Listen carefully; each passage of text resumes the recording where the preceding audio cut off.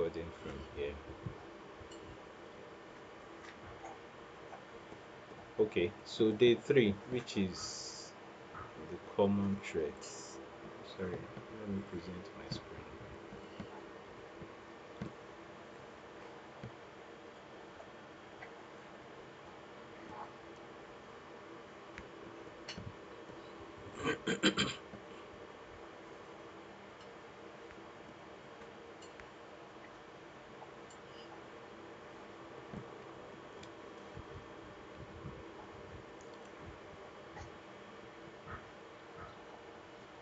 Okay, so day three, which is common threats. So what were you able to gather from there? So I'll start with Bethel Chidera. Sorry, which of the name do you prefer to be called? Is it Bethel or Chidera?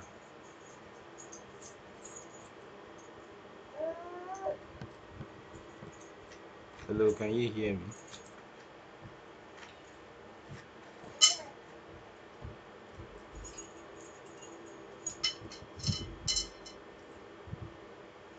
You are muted if you are speaking.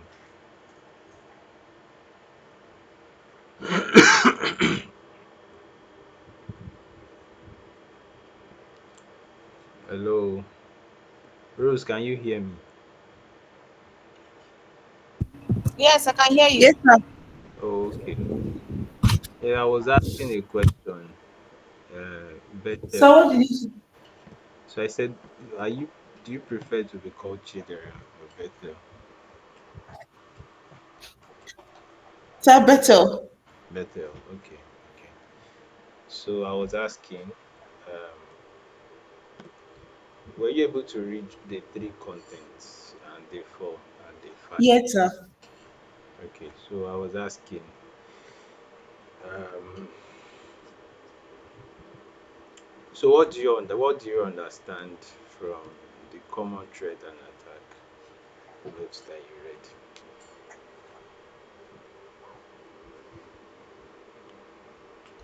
What I understand by a threat is that it's it can be an accidental or a malicious, intentional or unintentional digital attack to a particular software of an organization or person. Okay.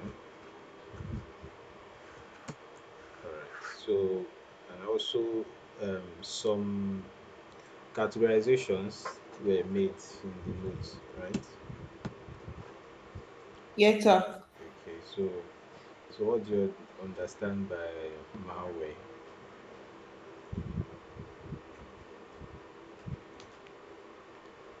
It's like it's a, what I understand by the word malware is it's an attack on a software that causes harm, maybe to a particular person's data or server or a server of an organization. Oh, no, that's not malware. From what you can see on the screen, malware means it's originated Yes, from the word damage. malicious and software. So it means malicious software. And from the word, one thing about cybersecurity is that there are big grammars there. Hmm? So all you need to do is just go to your dictionary, check the meaning of malicious, right? But Yes, sir. I know you know software. So if malicious is not clear, you might. I'm just saying, for example, right? So how to study on your own. So cybersecurity, there are a lot of times, a lot of acronyms, and it tends to use big grammars, right? So, so from the word malicious is um, act that is not straightforward, like trying to be cunning, right? So you understand, malicious is when someone is pretending to be something that is not. So I think that would define it properly. So when you now say malicious software, so it is a software that is designed to look like a real software, a legitimate software, but what the software is actually doing is different from what the legitimate software will do, right?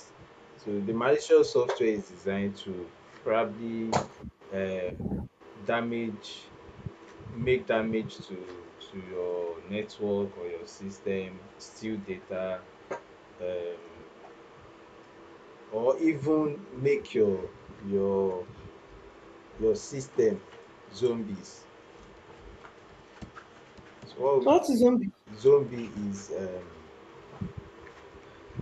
when your system servers, um, how do I explain it? So when your system is serving as a gateway to get to another network, right? So the attacker will not want to use a system that is traceable right from their own end.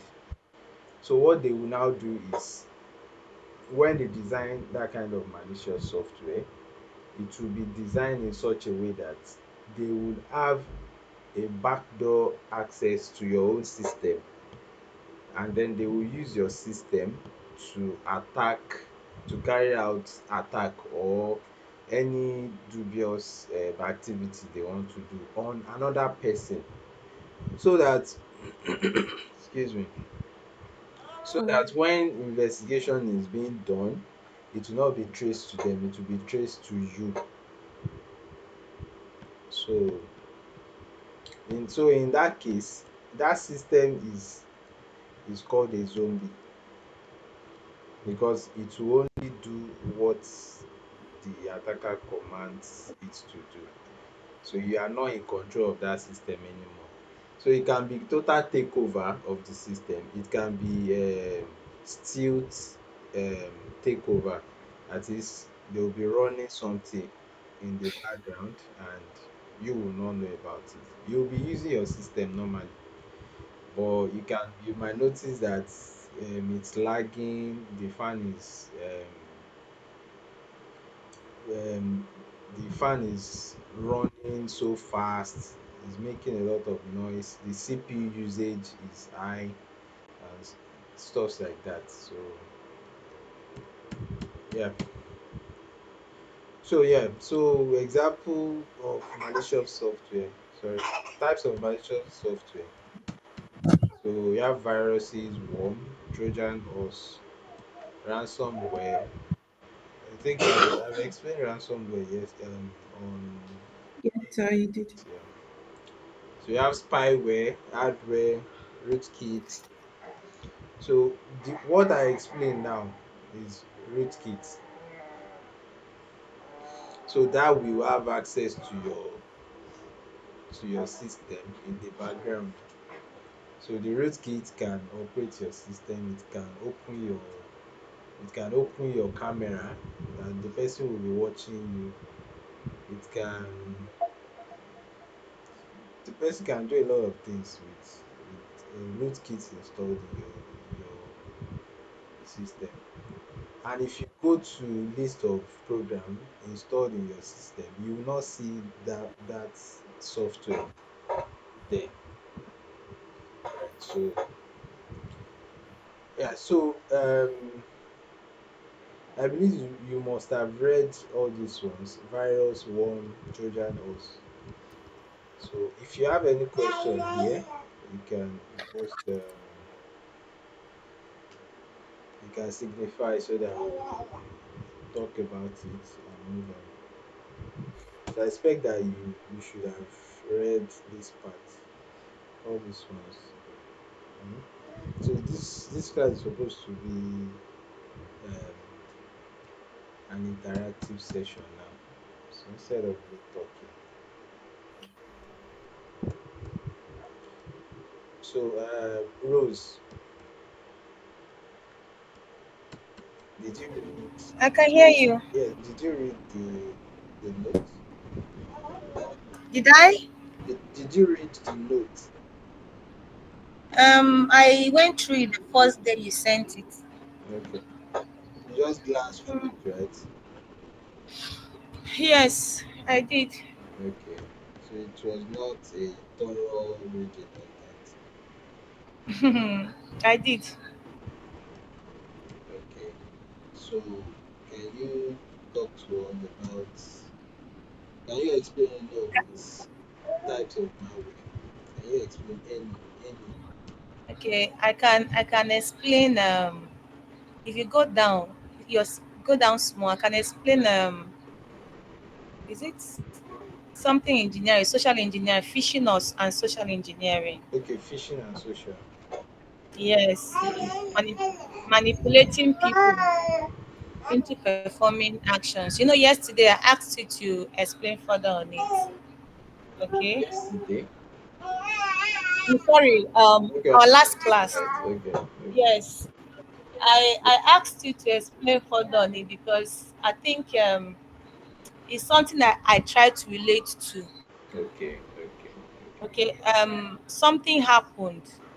When you were explaining it, I understood what happened to me, to us earlier. okay, At work, there was a time they sent us a message that someone got a particular email, okay, and that email, the person knew that this type of email, that email didn't have our signature on it. The okay, email didn't have some things on it, so the person knew that the mail was not from inside the company. okay, So the person was wise to go and meet our IT personnel. So our IT personnel such mails. Now, what did the mail read? It says, click on the attachment and you see your salary increase, salary increment. mm-hmm. So when you get such a mail, you run and go and click on it. Yes, yes, You get, but that mail was not from our company. Someone was trying to hack into our system okay, and then sent that mail. If the person had clicked on it, it would have um it would have manipulated that system and caused lots of harm to the company's general software. So I guess that's what this social engineering and phishing, exploiting people into performing actions yes, yes, yes, that they shouldn't have done, like releasing some confidential information they shouldn't have released normally. yes. Yeah. So basically, I think I explained this one properly. That's in our Yes. last class. So it's just the type of fishing that I didn't explain. I said we'll talk about it later. So I want us to talk more on this malicious software. So I want us to talk. It's not about how much content we are able to cover. You get. So it's about how well you to understand the concept. Do you understand? So as much as we have limited time to um, cover this topic, then we also need to consider your understanding as well, so that it won't just be as if you just attended class, you read content, but there's no deep understanding. So I'm glad that you understand that phishing and social engineering now, but we'll still talk about it. So virus, what do you understand by virus? I'm very sure that all of you on this call, you've heard that word virus before. So we are not talking about biological virus. We are talking about computer virus, and I'm sure that all of you you've heard computer virus before. So what do you understand by that computer virus? Okay, if I would say virus most times, like even without a computer, on your phone, Okay. your phone can a virus can actually attach on your phone if care is not taken. Like some of us that download things online without checking. You just download anything. You can unknowingly put your software is at risk. Like I don't know, last month my phone crashed, and I think I might have downloaded something I didn't know that could cause harm to my phone. So then that thing brought virus to it. So it's not just system, even phones can. So how I are you understand. sure that it was a virus? Your phone is also a computer. You Yes, yes. so how are you sure that your that crash was caused by a virus? I suspected. I'm not a phone repairer, but So did you such a thing has not happened to my phone before. So I just suspect. And then, before it happened, I downloaded some things on my phone. like PDF or software application I downloaded some apps. apps Yes, from which source? from Play Store. Okay. I downloaded some apps, and then I've been running those apps, using it for some personal stuffs like that. Yes. And it's from So after some time, my phone started misbehaving. Yes. okay. Well, there's no direct evidence that it was those applications that you downloaded that caused the crash. So it could be maybe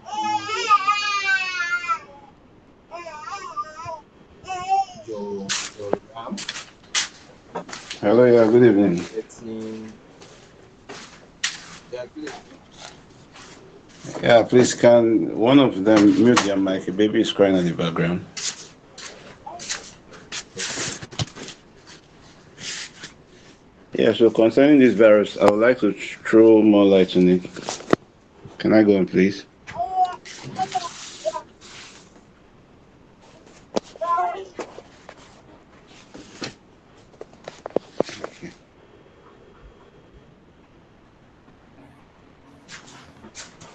Can you hear me, please? Yes, yes, we can hear you. Yeah, concerning this virus, I think they're more like I won't want to say application, but I think some can be an application or like an attack that can affect your computer operating system. As your operating system or your files can corrupt your files, can make your files, your softwares or your apps in your computer or your phone malfunction, and it keeps spreading. And then it can also affect your operating system. If you are using a Windows or Mac, you can affect your operating system and crash your system down, making it unfunctionable to use. Whereas you now have to reformat your system to clean everything out before you can use it again. Yes, yes, that's true. That's true. So I think it still depends on the degree of the virus because there are some are stronger than some. So some might just affect only some of your apps might not be working properly or functioning optimally, while some may just crash your system that you have to just format it. And some might also slow down the memory of your system. Yes, yes, yes. So Yes. so I would like to ask so this category of I want to ask it's not just only um virus. Okay, so before I ask, um, okay, let me just ask. So, what do you think can be a motivation for someone that will develop a virus and then spread it? What do you think the person wants to gain? Maybe the person wants to have access to your system, to informations in your system. Yes, no, that's a perspective. Better, Emmanuel, please speak. I don't really know if virus uh, allows a hacker or someone to have access to your files, but I think to some extent. But I also think is more like a of a malicious kind of act. Yes, I yes, think it's more like yeah. I think it's more like a malicious kind of act to just cause disruption yeah. So we to are a talking person's. about malicious software in general, because I know that's why I Yes. said I wanted us to talk about all the types of malicious software before I asked that question. That was why I said I didn't want to ask before. So yes, so virus. So the malicious software, a perspective is to have access to your data, right? So another perspective can be um, to just crash your system. And someone that does not know you, why would they want to crash your system?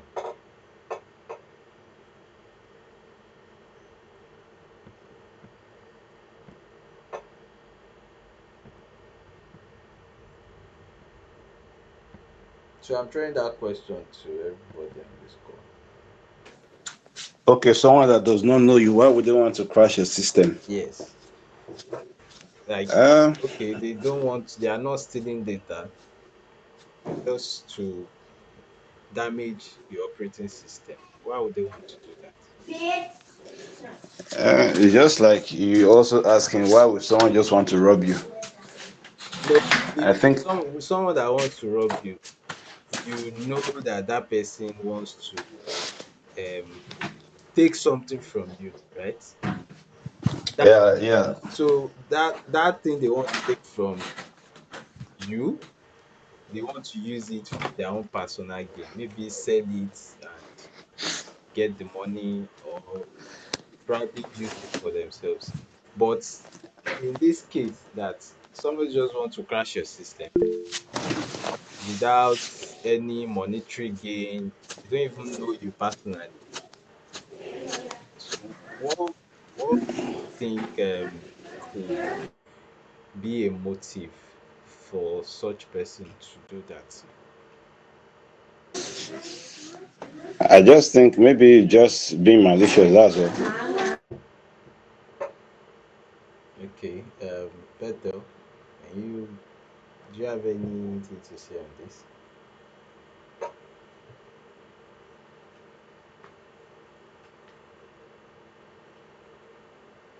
Charles?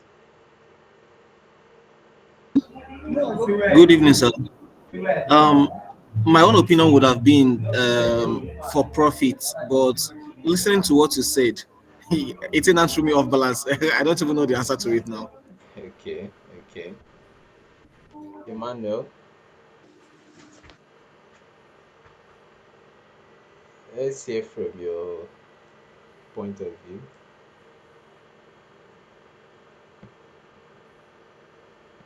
Emmanuel, you have not been talking on this call. Oh.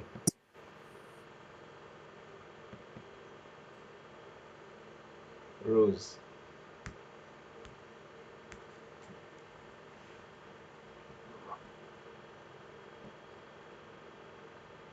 Rose. Yes, I am here. I can hear you. Yes, I asked a question. I don't know know if you heard me.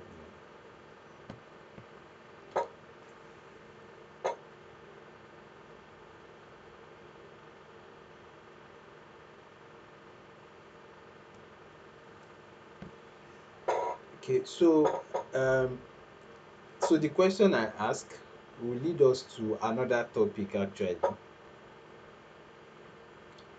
which is categories of that should be under categories of threats and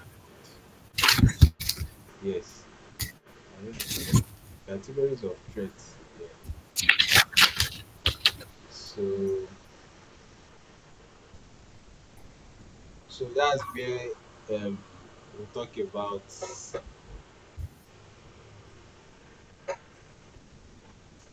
um, where threats can come from, right? So that's what we'll talk about. State sponsored. I think we've talked about it. Right? Sorry, before we continue, what was now your response to the question you asked after we gave our own opinions?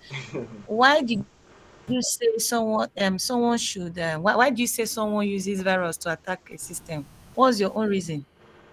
So I said this question will lead us to another topic. Okay, so you did not answer it. You not give us your own answer.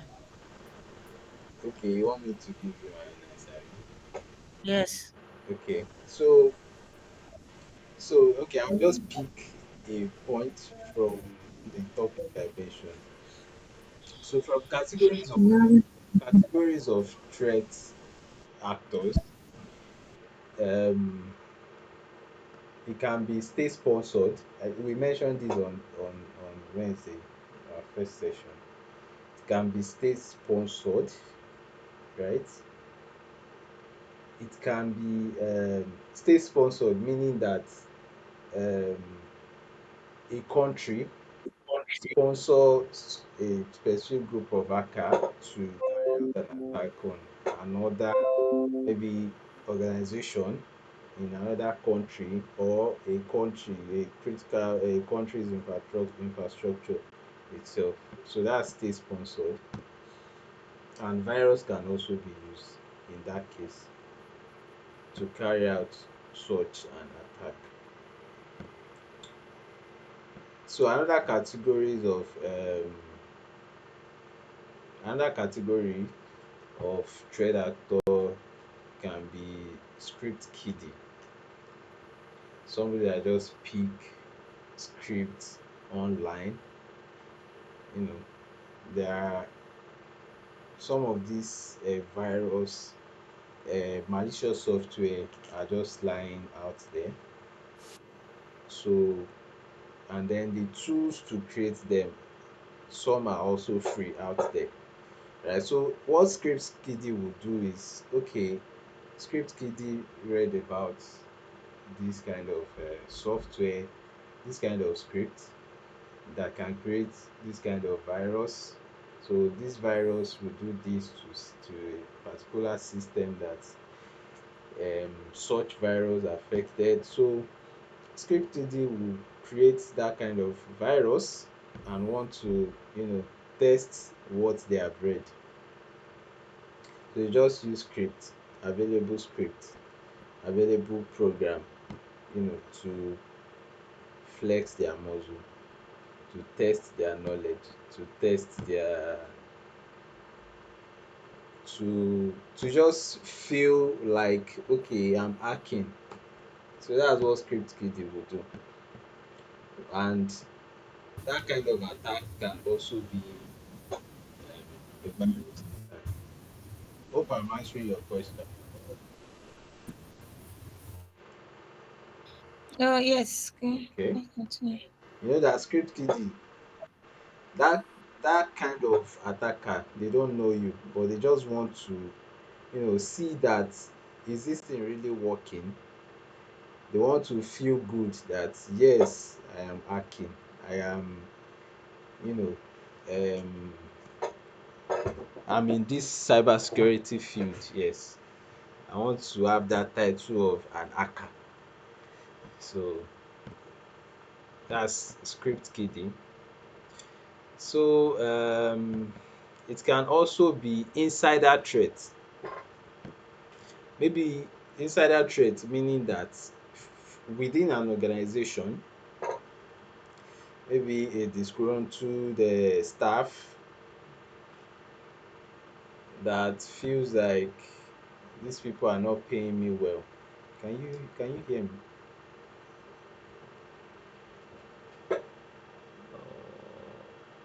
What happened to my network?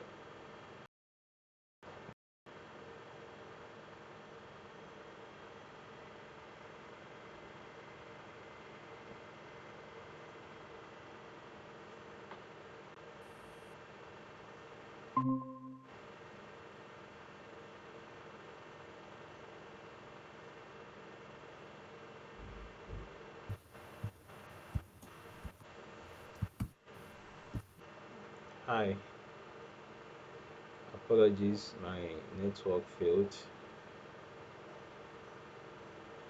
Sorry, my network just threw me out. So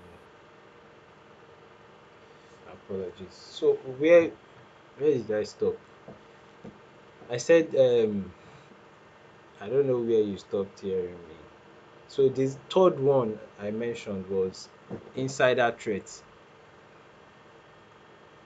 So what insider threat means is that an attack that is coming from within an organization, right? So maybe from a staff that feels these people are not paying me my worth, or that feels just a disgruntled staff that just feel like or that want to act as a script kiddie as well. So can actually launch that kind of virus attack, sending an email that contains the virus, then spreading it across the entire Sorry, company. engineer, I didn't get you well. Is it script kidding or kidia? How do you spell it, please? Script kiddie. I'll type it in the comments. Kiddie like Okay, kidding. kid, yes. Okay, K like joking. Kiddie. Okay, kiddie. Okay, Yes. okay.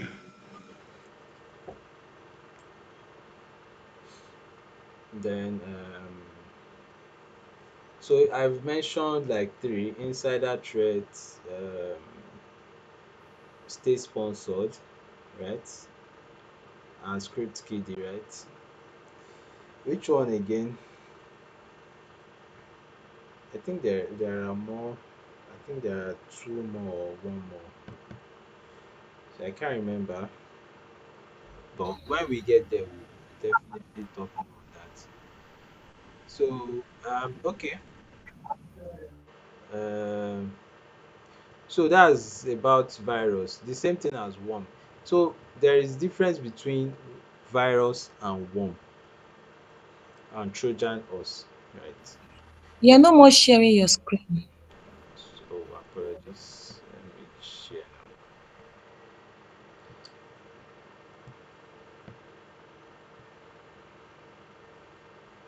now. Okay, can you see the screen now? So there's difference Yeah. between virus, worm, and Trojan horse. So this Trojan horse, I would like you to just do a quick research on history of Trojan horse.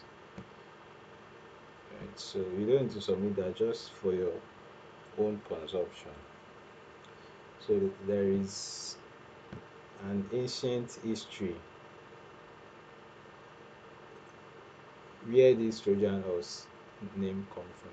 So virus virus is a program or a script that attach themselves to legitimate program and spread when the host program is executed.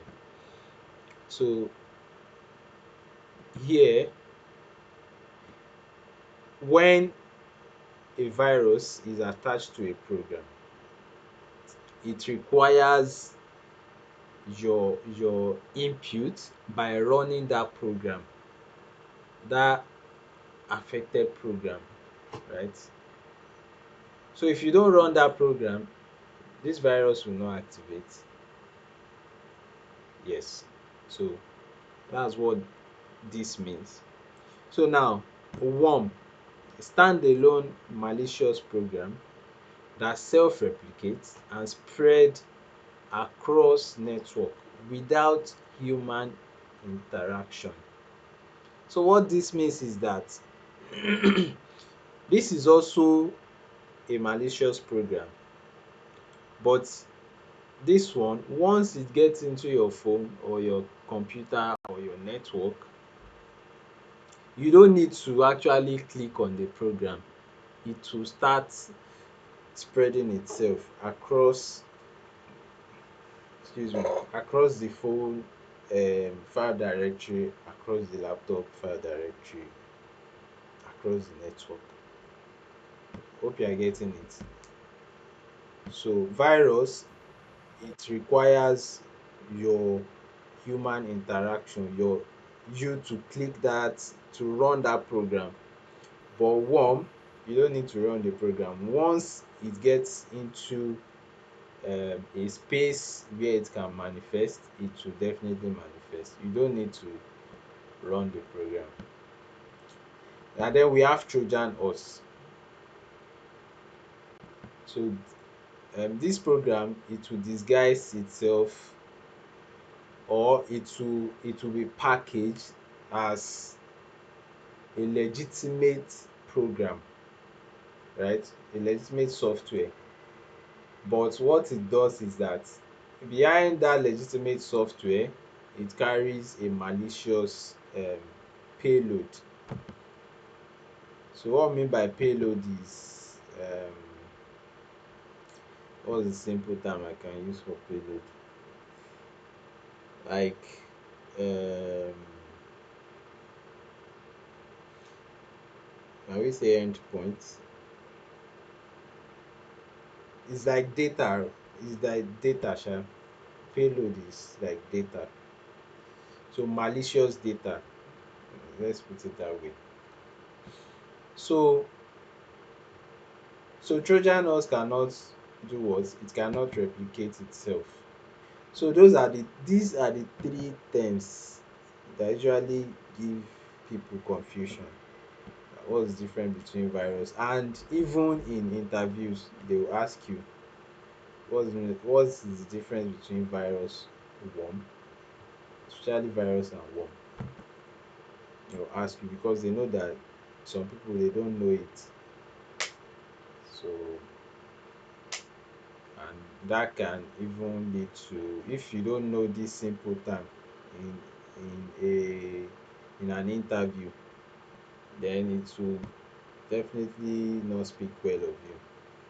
So yeah, so that's that. Any question on that? We've talked about Yes, I have a yeah, question. okay. I have a question. Yes. The Trojan horse, I understand the differences between virus and worms. Okay. Okay, but this Trojan horse, what is the difference between it and the virus and worms? That was one. Then number two, what do you mean by it cannot self replicate? What does that term mean? Okay. Self-replicate means that it will not multiply itself. So Trojan horse is usually used as like a backdoor. That's what it is used for. So now, if you have your phone with you, just if you just type history of Trojan horse. So from I would like someone to just type history of Trojan horse and then read the brief history for us, just maybe few lines. Then you will understand what this means. So can Okay, someone so help but you? but virus and worms, Yeah. they can spread. Yes.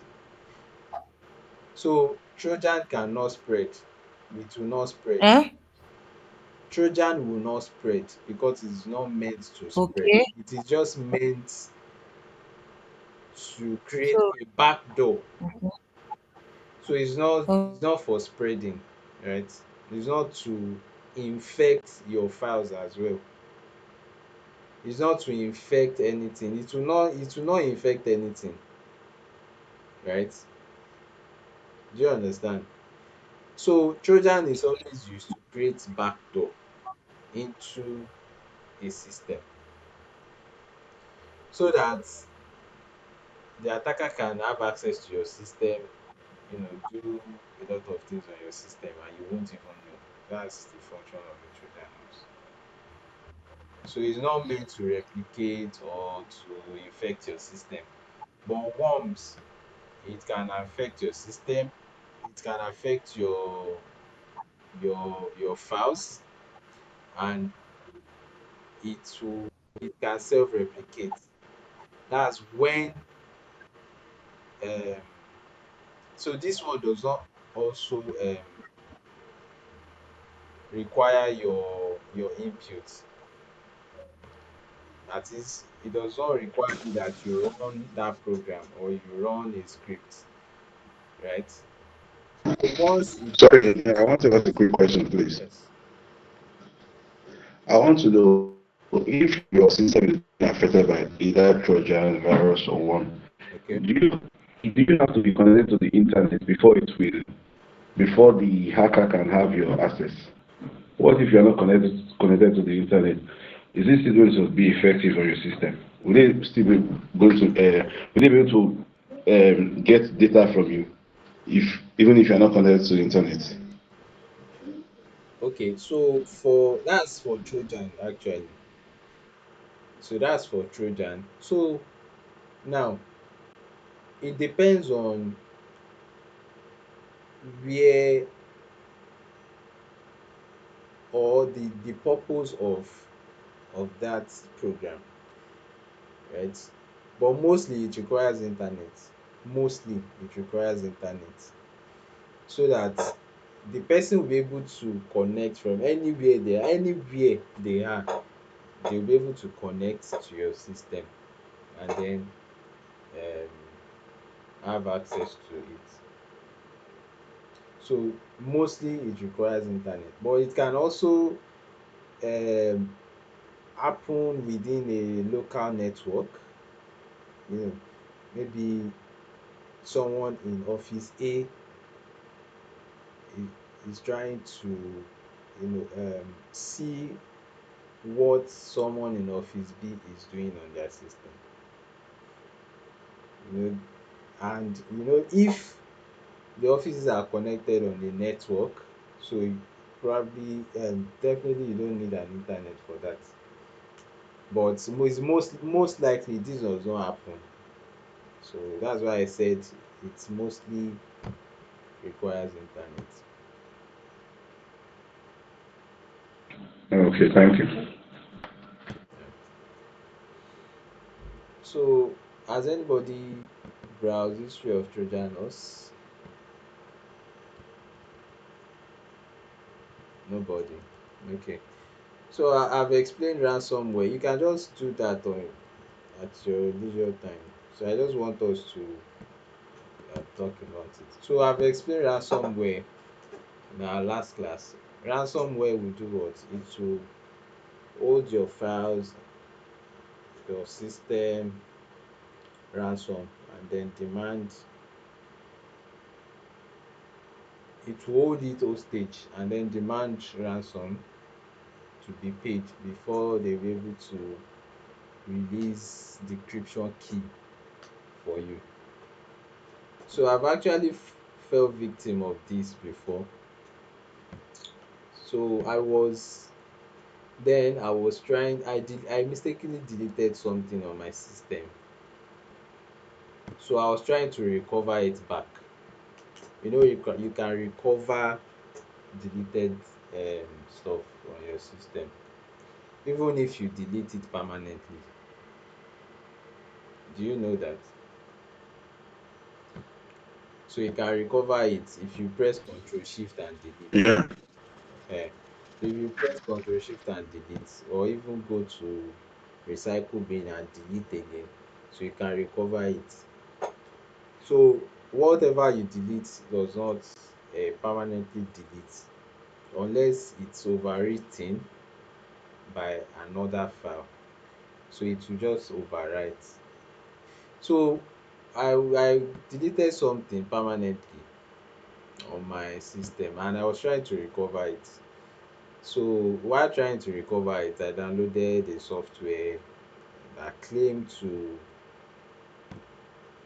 that claim it can recover system. It can recover file, deleted file. So when I installed it, I ran it and then boom, it encrypted all my documents and it was requesting for money.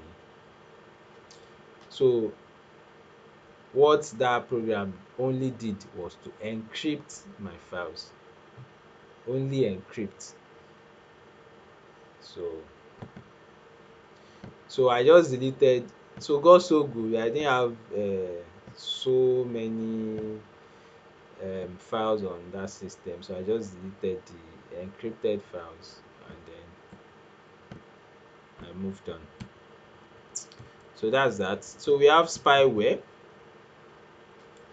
So spyware is just like the Trojan that I explained earlier. To but spyware might not create backdoor. So what it will do is to just gather information and then transmit it to the hacker. Gather information, transmit it to the hacker. Gather information, transmit. So that's spyware. So hardware, I know some of us must have um fell victim of hardware before. That you just be seeing advertisement popping up on your system. Has anybody encountered that before? Yes. um So you just be seeing um adverts from nowhere popping up. So that's hardware automatically display unwanted advertisements. So and then we have rootkit. Rootkit is a collection of software tools designed to enable access to a computer. It's just like Trojan that I explained to you, right? So to enable access to a computer or an area of its software that is not otherwise allowed. So while actively hiding its existence. So most of all these malicious software, they are usually you will not see the original program. So you can see their effects like virus, worms, you see their effects. Ransomware, you see the effect, right? So even ransomware, if you uninstall that program, it will not, it has already encrypted your files, so it will not decrypt it back. You can only get rid of that software, but you will not be able to retrieve your files back. So like rootkits, so rootkits, you will not see their impact at all. You will not even see their trace, except you do some deep forensic analysis before you be able to detect that, oh, so there's something wrong. This, I think this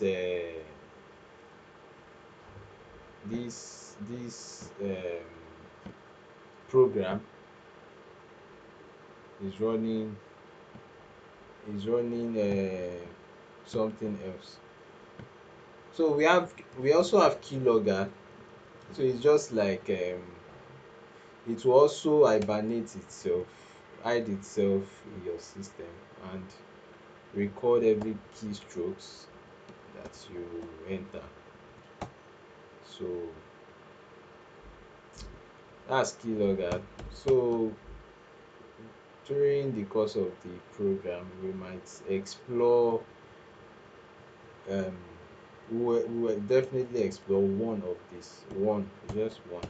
It's not possible that we explore everything, so we explore one of it, and then I think when we get to active defense also. So um so that's that about that. So phishing and social engineering, I think we've talked about this enough. So types of phishing, we have spear phishing, whaling, smishing, phishing. So spear phishing is targeting specific individual in an organization, right?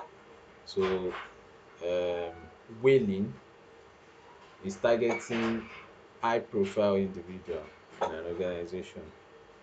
So like CEO, directors, that's whaling.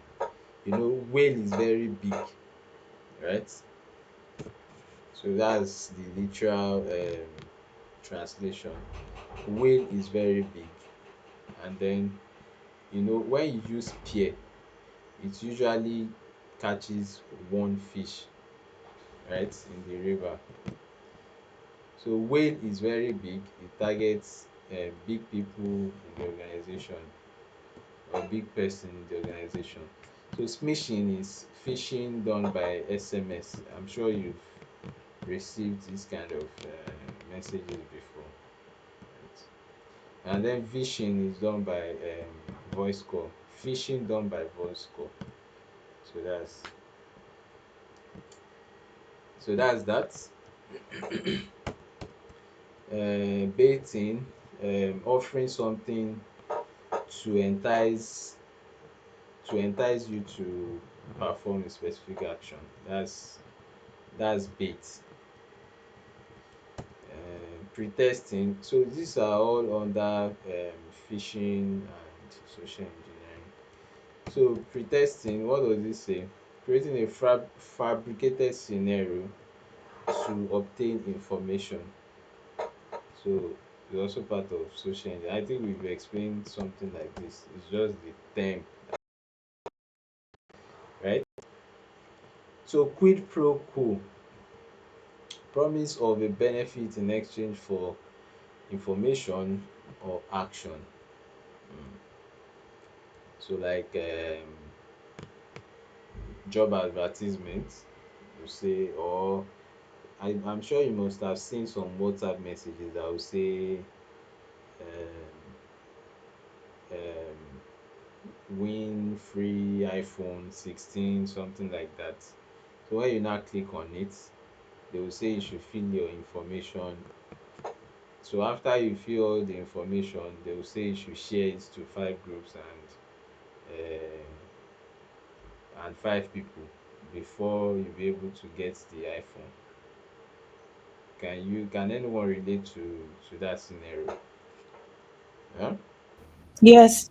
Yes. Yes. So that's quid pro quo. So they are promising you iPhone 16, that they can get your information, but they will not tell you they want to get your information. So that's why we need to be careful of the type of information that we release on the internet. So no matter how sweet the offer is, you must still be able to, think about the information you want to release, you want to give out. Yeah. So that's that. You have insider threat.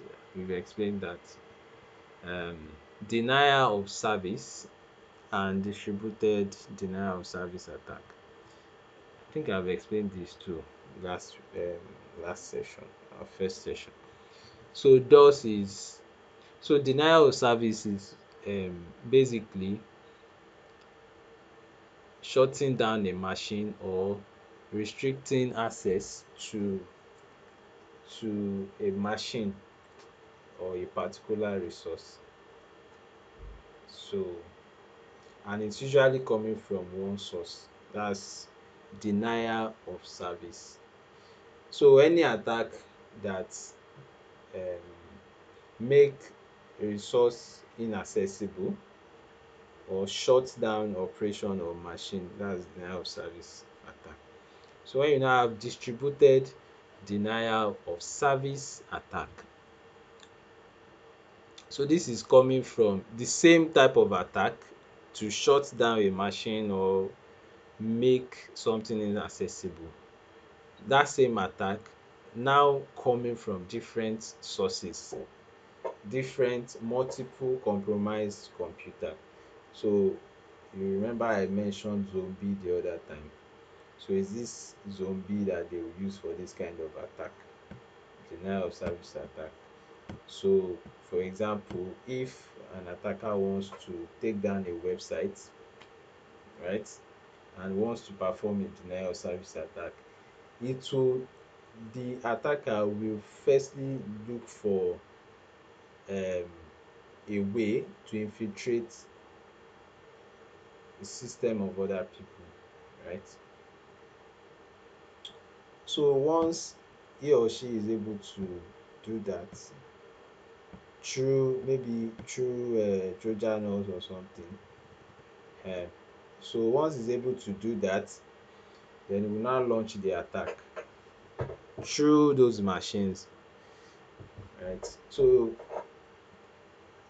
a website that can only take like maybe let's say 1,000 visitor at a time, at a go, 1,000 requests at a go, and then the attacker is now sending 2,000 or 3,000 requests at once.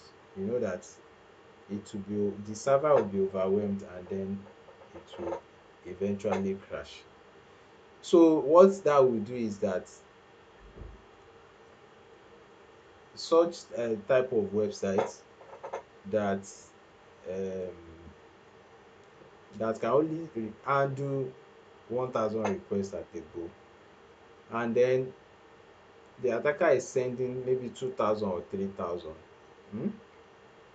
So a legitimate user that wants to use that kind of website will not be able to use it.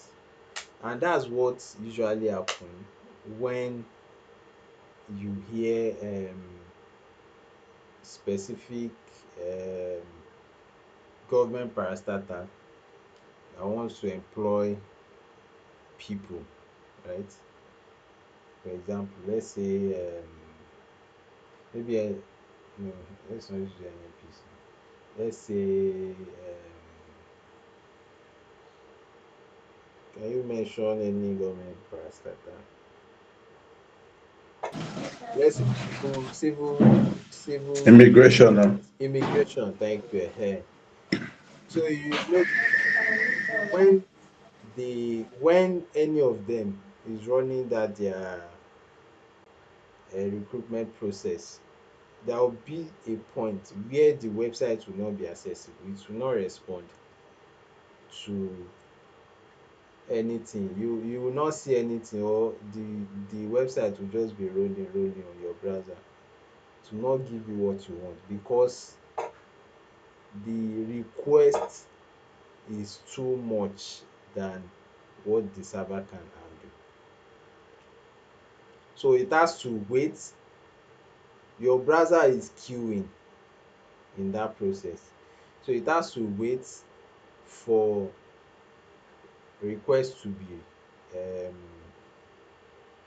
request to be granted. Then when people's requests are granted, then you can now come in and then the server will treat your own request as well. So but if the server is not able to treat your request or answer other people's requests at time, then you will be seeing error messages like website is not available, something like that. So that is that. Although that is not an attack, but the that is a similar case to the denial of service attack. So also man in the middle attack is, excuse me. So man in the middle attack is when you have um I explained this also on Wednesday, our first session. I'm very sure I explained this.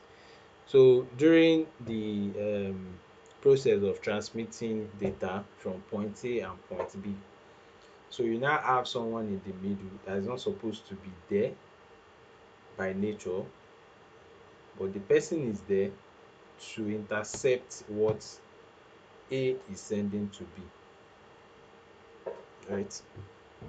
So it's either to intercept so that to change the data, to change the information, or deny point B access to that information. That's man in the middle attack. But it's usually um to get access to the information passed across. So what cybersecurity fundamental rule has been broken in that case? Remember we talked about CIA in our first class: confidentiality, integrity and availability, right? So in this case, when you have man in the middle attack, yeah, so what fundamental concept is broken in that case? Is it confidentiality of that data that has been broken, or integrity, or availability? I think it's confidentiality because it's supposed to be between two people. Because what? Because the data is supposed to be transmitted between two people. Okay, okay, yes. Any contrary opinion? Well, I think all three are broken safe. Okay, can you throw more light on how availability and integrity is broken in that process? Um, I think the CIA, both they all work hand in hand now, Yes, yes. like a chain. So you can't break one and leave one. Yeah, you can break one and leave one now. Or if you could break one and leave one, then it has to be confidentiality. Okay. So, any other opinion? Any contrary opinion? So, I need input. Oh, I need input.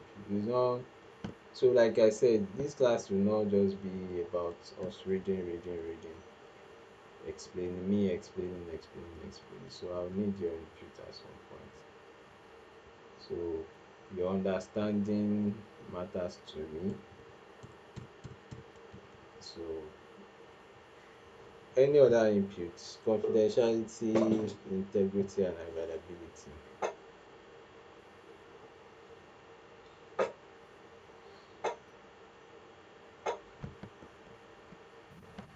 Are you asking for questions? I asked a question and I'm expecting answers. Sorry, what was the question? I didn't hear it. Okay. So, man in the middle attack. So, I said, what cybersecurity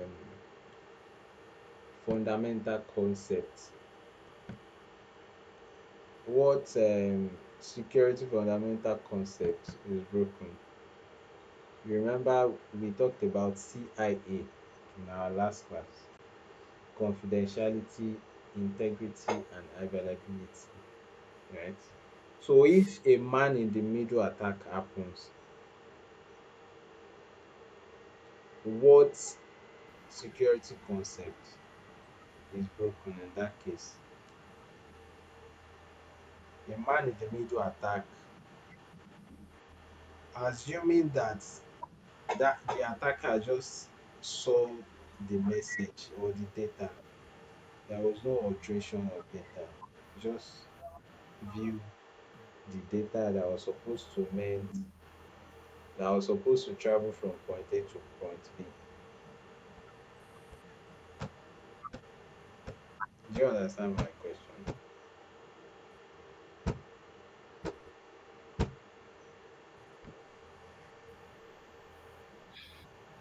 Okay, confidentiality. I said confidentiality. Oh, okay, okay.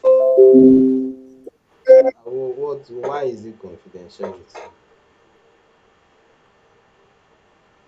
Okay, so the data was meant to be confidential. Okay, so the person that was meant to view it, before the person view it, someone in the middle saw it before the final person view it. So it's no more that confidential as it's meant to be. Something like that. So, Confidentiality, for it to be confidential, it. all right. Yes, that's confidentiality. What about the attacker change something from the data before it gets to the destination? Integrity. Integrity. Yes, altering data. Integrity. Okay. Any contrary opinion? Okay. I think it's confidentiality. Okay. No, it has to be integrity now. Because If it's the between data two was parties. altered now, I think it has to be integrity. Yeah. That's my opinion. Okay. Yeah, so it's integrity. In fact, the three of them, both integrity, confidentiality, and the other one, What's the other one? accountability. No, not accountability. The three, Availability. what's the third one? Availability. You know the accountability. No, no, no. There is another concept that is accountability, but we've not gotten to that. What's the three? The three. What was the three? C is what? Confidentiality, I. integrity, A, Integrity. A. availability. Confidentiality. So And the that word is available. okay. So it's just those two, confidentiality and integrity. Yeah. Okay, okay, okay. So the person that said if data is altered and if data is altered before it gets to destination, so you said confidentiality. So do you understand why it is integrity and not confidentiality?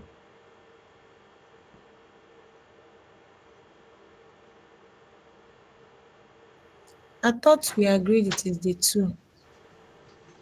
No, it has to be integrity because when you say someone has integrity, it means whatever the person says or what the person writes, it's is the truth. Yes. So when he alters what someone has said or what someone is written, then there's no more integrity in the speech So the or in the integrity delivery. of that data is questionable.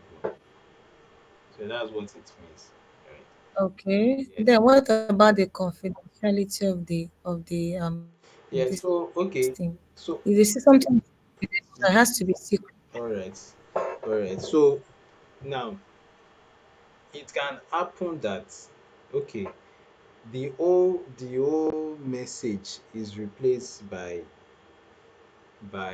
the attacker without even seeing the message, right?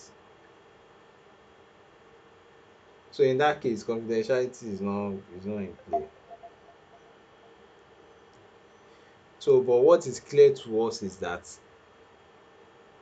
what person A sent to person B is not what person B is getting. That's what we want to that's what we want to use in that scenario. So we are not considering whether the attacker actually saw the message or did not see the message. So what we are concerned about is the message is not the same as what is sent, and that's integrity. Yeah. So but if a question says that okay, the attacker sees the message and also altered the message, right? And there is option that is it confidentiality and integrity, or is it integrity and availability, or is it confidentiality and availability, then you know what to pick in that case, confidentiality and integrity, right? So the scenario where availability is in question is when a DDoS attack happen or a DOS attack happens. So that's the availability that is being broken, right? Do you agree? Yeah, denial of service. Yeah. Okay, so let's move from there. So zero-day exploit. Um, so zero-day exploit is basically a vulnerability that is not known to a vendor or the public. That is the na this one dey call as e dey hot. So the vulnerability is not well known.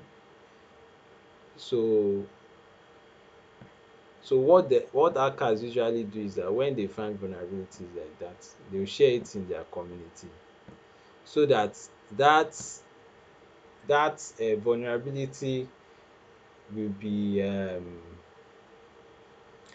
linked to the person that first shared it, right?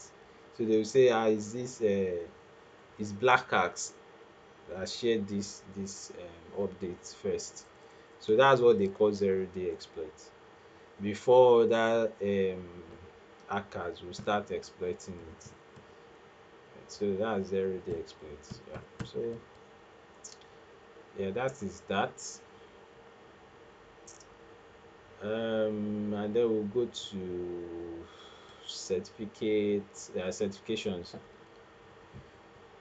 So now, so this course is prepared in such a way that um, you are fit to write this exam, CEH, Security Plus, and ISC 2, ISC square.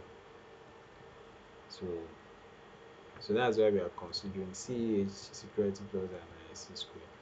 So the three are let's say we can call them fundamental or the foundational cybersecurity certificate, right? So mostly any most of the job application, I mean job advertisement that I'll be seeing, you see any of this certificate, mostly CEH and Security Plus, right? ISC Square is not that popular, yeah, but they have some of their certificates that are required for job application, like CISSP and other ones. So they are this organization are the ones in charge of all this CISSP certification. So yeah, so importance of cyber security certification, it validates skills, it helps in career advancement, it shows industry recognition, and then it gives you potential of high earning, and increases your chance of earning high salaries. So and then it gives you structured learning path, right? So if you have ISC square, so the next certification has already been established that okay, you do CISSP. After that, you do this, you do CISA, you do um so it gives you structured learning path, right? So I think this part is clear, right? So these are the things peculiar to some of these certification. So so do we need to talk about these ones? So CompTIA Security Plus is very popular, and um it is important that at least you have one at least one of the certification, right? So but CEH is mostly for offensive security, right? So is this one that teaches techniques of hack. So the entirety of cybersecurity comprise of um this. So hacking is just ethical hacking is just an aspect of cybersecurity, right? So if you are interested in ethical hacking, then you will go for this CEH, right? So that's that. And then ISC square certification. So these are um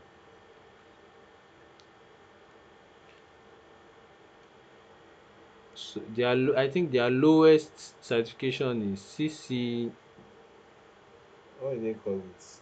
Certified cyber security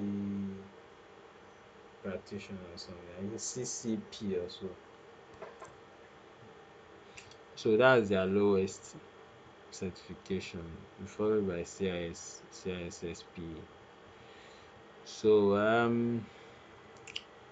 it's somehow similar to CompTIA Security Plus, but they have slightly different domain that they focus on.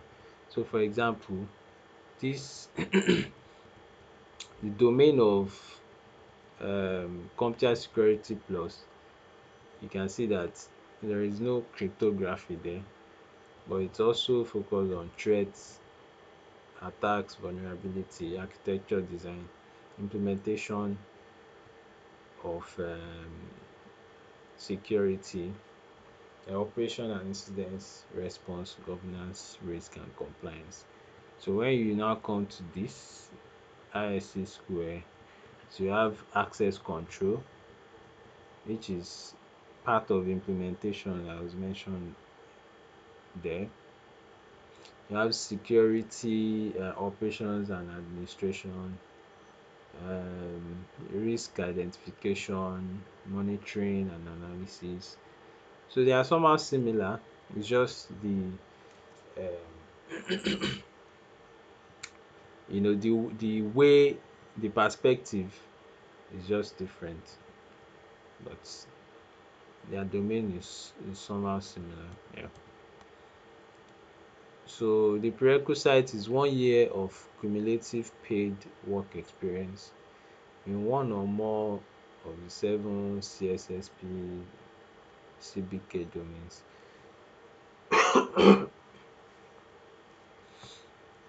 So, or bachelor degree in cybersecurity. So it's their fundamental certificate does not require 1 year cumulative paid work. So it's only their higher certificate that requires um, years of experience. But so what they mean by one year of experience, cumulative experience here is that at least for a whole year you have practiced cybersecurity, right? So it does not mean that if you finish 6 month course, you cannot sit for the exam. So that's that about that. Any question on this? So you can also watch YouTube videos on this, search YouTube video on this topics, security plus versus CEH. So you see different content on that. Any question about that? Yeah, so day five, you have cybersecurity career roles. So we are supposed to have read this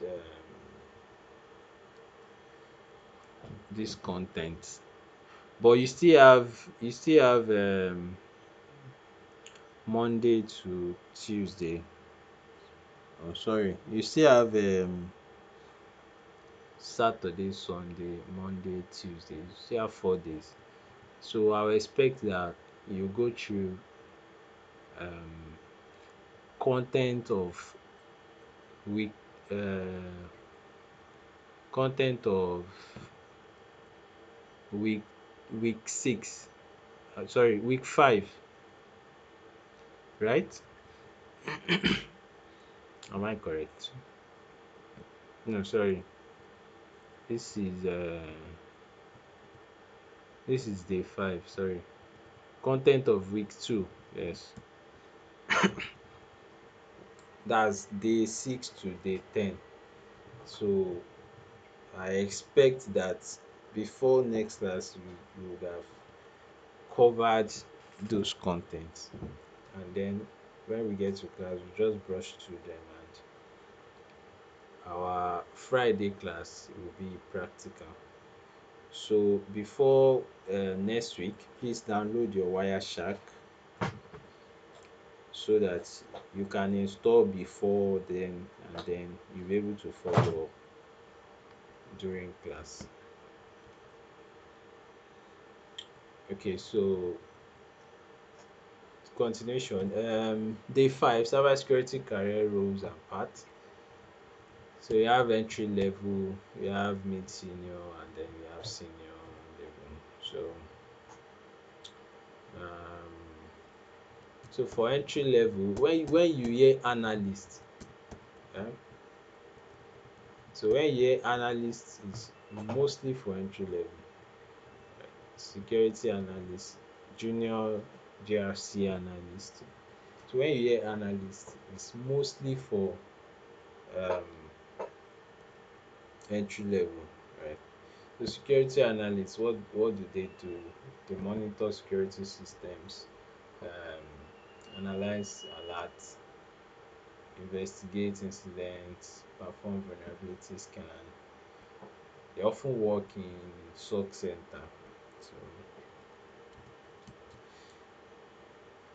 okay, IT, and then we have IT support with security focus. So IT support that will do installation, fix your network, fix your laptop, and then with security focus, basic security task like ensuring that they set up your laptop to the information security, using information security policy of the organization, like setting expired password should expire within 30 days, linking the your laptop to the domain, to to organization domain, installing endpoint security like antivirus, patch management system, and all that. So that's what this guy will be doing. Another many security tasks, right? So that is that. So we have technical and operational roles. Here we have security engineer. So they implement all these security controls. So they are in charge of implementing all the security controls, right? So they implement 80 security controls on Active Directory, implement firewall rules, write firewall rules, implement IDS, IPS, that's intrusion detection system or intrusion prevention system, right? So we'll talk more on those when we get there. So those are the things they will be working on. So they get their hands dirty with all this implementation stuff, right? So penetration tester simulate attack to identify vulnerabilities in systems, networks, and application. So we will also, do a bit of practical on that, right? When we get so incident response analyst. So they monitor alert response to security breach. No, sorry, they don't monitor alert. They don't monitor. So they respond to, because it's incident response, right? So they respond to security breach. They decide whether alert is false positive or false negative, right? Because when a SOC analyst here, right? Sorry. So when a SOC analyst here, they said they monitor what? Monitor security system, investigate incident. Where is that? So they monitor alerts here, right? So when a SOC analyst monitors alert and identifies an alert that looks malicious, right? Or a traffic that look malicious. So if it's something they can identify themselves, they will identify it, right? So if it's a true positive alert, they will escalate to incident response, right? So incident response will now be the one to respond to the security breach. So if it's also a false positive, but the SOC analyst cannot identify it as a false positive, right? You push it to the incident response analyst, because it is an incident. Does not Incident does not necessarily mean a breach. Incidents is just events that happens, right? So they will analyze the alerts, right? They analyze the event and then decide whether it is a breach or it is false positive, right? So and then we have forensic investigator. So what do? They collect and analyze digital evidence of cyber crimes for legal proceedings or incident analysis. So I'm sure that you must have seen a scene in a movie. Excuse me. I will show a forensic investigator trying to collect evidence on maybe a phone or a laptop, right, for court proceedings. So that's what they do. They use special softwares to carry out their investigation. Extract data from hard drive or yeah, from hard drive, from memory card. So any device that they want to extract data from, they extract data from it using their special softwares. So when we get to that aspect as well, if time permits, we will also use a software. Do I remember the name of the software? So we'll use the software to carry out forensic investigation. So we have malware analyst. So I think this is clear. What they do is analyze malware. Mm. They also have special softwares or platforms that they use. Example is AnyRun, Any, then run. So that platform of software, so if you can upload any file that you suspect that it is a malware, any software, either it's an Android app or iOS app, you can upload it there to analyze what the application is meant to do, to analyze the access rights that the application is requesting for against the purpose of the application, right? So yeah, so cloud security engineer. So these people focus on cloud security, is as the name implies. Yeah, so then we have governance, risk, and compliance role. We have GRC analyst or specialist. So when you hear the word, when specialist follows a role, it's usually a senior role or mid senior role.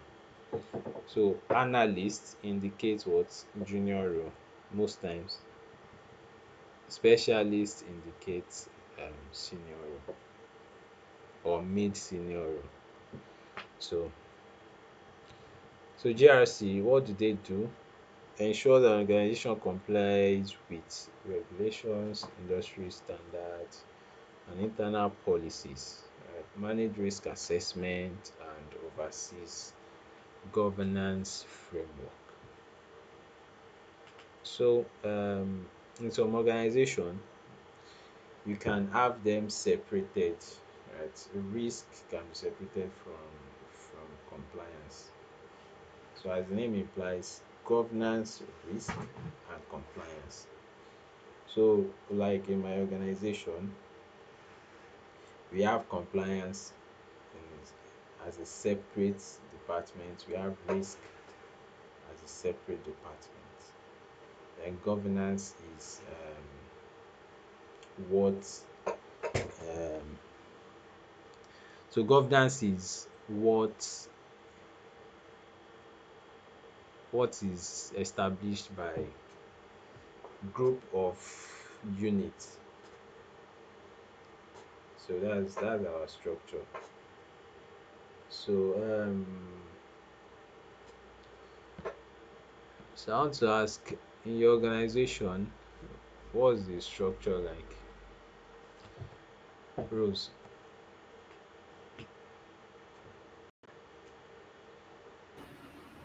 Yes. I said in your organization, what's the structure like concerning GRC that I just talked about?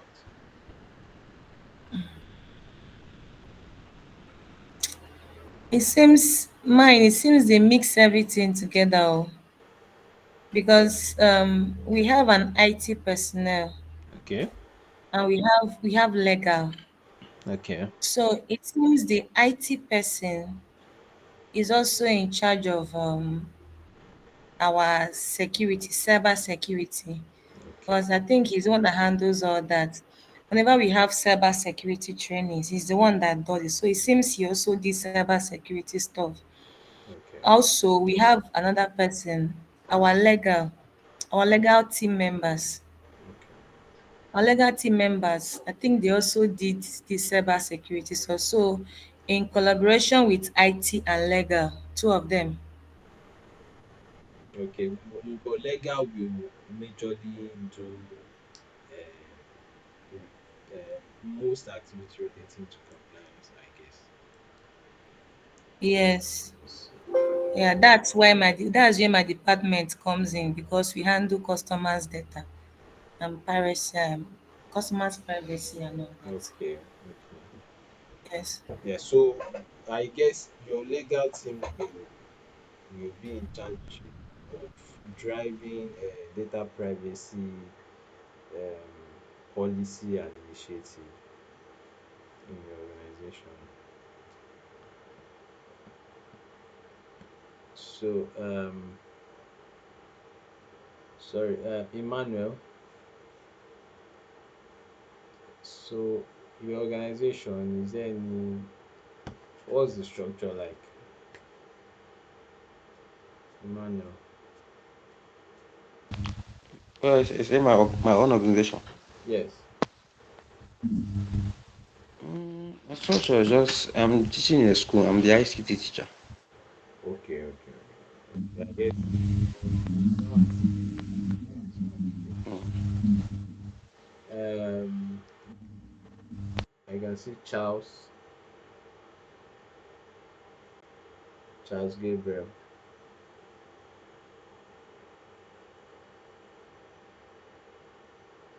What is GRC like? What's the structure in your organization?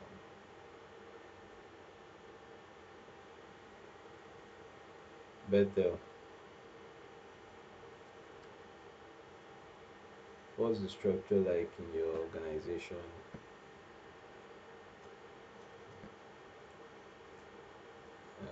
Sorry, what's the name? Origin Beats. What's it? Yeah, Origin bit. Okay. Yeah, Origin. Yeah. So I'm self-employed. what's the name? Okay, my name is Dave. All right, Dave. Right. Okay. Yeah, so I am self-employed. I run a print and photography business. Okay.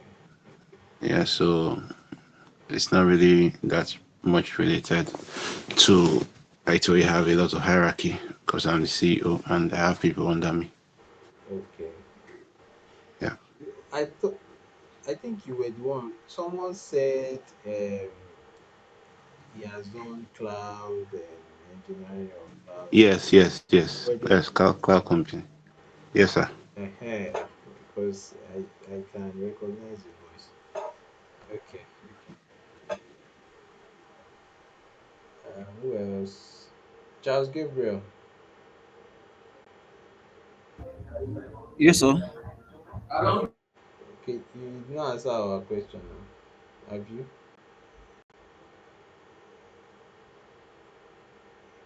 You didn't answer. So I was kind of having, I was kind of having issues. I wasn't hearing you. Okay. So I said in your organization, if you work in a corporate environment, what is the GRC structure like in your organization? What's the word, sir? GRC structure in your organization, what is it like? Okay, I'm kind of self-employed. Into construction. Okay. And I picked up cybersecurity as a course. I want to like a change of um, um, area of employment, something like that. All right. Okay. All right. Okay. So um okay. So that's that. So in organization you have different structure, right? Different structure for GRC. So and it does not matter if you are doing one of the role, as long as you have idea of okay what this one is, what this one are you doing one of them. So like in my organization, I work as a compliance internal control officer, which is compliance. We call it compliance department, but the role is internal control. So and then we have the IT department as well, the IT guys. So they are like the blue team, and then compliance in my organization is like the red team, because what blue team does is that what they do is they set the security, while compliance check the security that they've set. That okay, have they done it properly? Is this how the policy of the organization describe that they should do it? Are they doing it regular? Are they following what they are supposed to follow? So those are the compliance activities. And also we do internal vulnerability assessment. So so it's a mix of activity. So and then you can have it in another organization that's maybe the internal vulnerability assessment will be outsourced and then report it to the compliance team. Like recently we did static application security test, so which is like a code review, security code review of an application, an in-house application, so which was handled by compliance department as well. So um, sometimes the role is a bit intertwined. So majorly in Nigeria, you just have to have experience of all these roles, so that but you can focus on one but have experience of all, so that when they are talking about something security in maybe in blue team, you will not say you will not be asking what is this, right? So you should know it. You might not be able to implement it A to Z, or even A to E or A to J, but the fact that you are aware of that concept and you know how it works, so it's sufficient for you. So yeah, so that's that. um so strategic management role. So we have security architecture, security consultant, um so information security manager, chief information security manager. So I think so the CISO is sort of the highest level of information security that you can actually get. So CISO is sort of the highest. So it's the executive level position. So executive level position responsible for an organization's overall information security strategy and posture. So this person will be the one that will drive um, the information security strategy of the organization through the blue team, the red team, the compliance team, the IT team, and maybe the risk team. And then so the governance part of it is how the structure, the hierarchy of how these departments how they relate. So that's the governance part of it, right? So what position, what who is compliance reporting to, who is IT reporting to, who is risk reporting to if they have it separate. So that's the governance part, right? So structuring of all those reporting line so that they will have effective information security strategy and posture, right? Yeah, so pathway and specialization. We have technical track, GRC track, management track, cross-functional. So all those, I think you can read all these ones. There's nothing much to explain there. Networking and continuous learning. Uh, okay, so this is under career role and pathways. So that last part is just like an advice. Right? So networking and continuous learning. So like I said in the first class that continuous learning is not something that you can negotiate when it comes to cybersecurity, right? So you can't finish 6 month course and say you want to go and sleep. So that 6 month course you must do some research on your own, work on labs on your own for at least a year. Give it a year, bombard yourself with a lot of learning activities, acquire certificates. So that's continuous learning, right? Um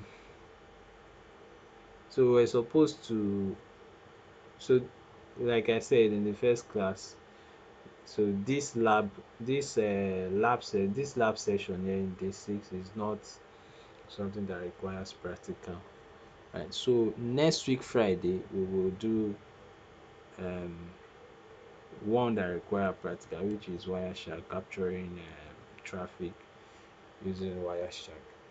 So but what will help us in that case is if you have actually gone through the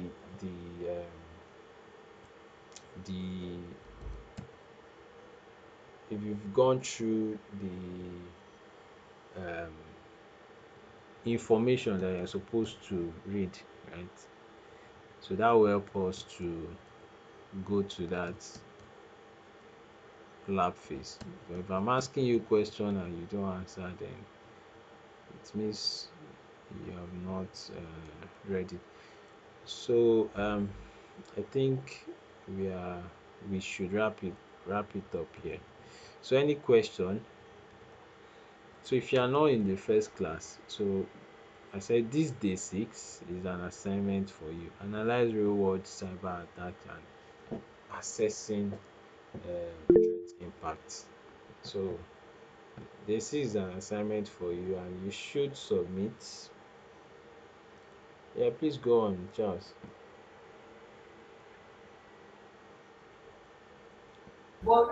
So please, I don't know whether it's only me. I'm finding it difficult to hear you. What about now?